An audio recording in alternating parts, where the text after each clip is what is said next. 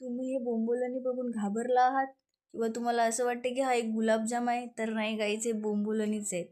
तर मी तुम्हाला रेसिपी सांगते. ह्याच्यामध्ये टाकलं मी मैदा, ईस्ट आणि मीठ टाकून हे सगळं मी दुधाने मिक्स केलं आहे सगळं.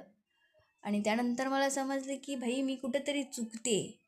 तर मी ते ईस्ट थोडा वेळ दुधामध्ये टाकून जरा बाजूला ठेवायला पाहिजे होतं, पण नाही.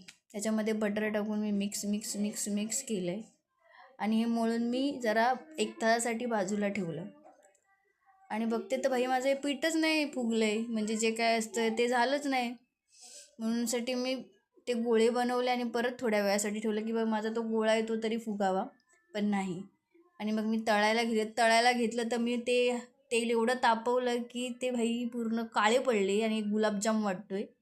त्याच्यामध्ये जाऊ दे बोली चॉकलेट भरलं.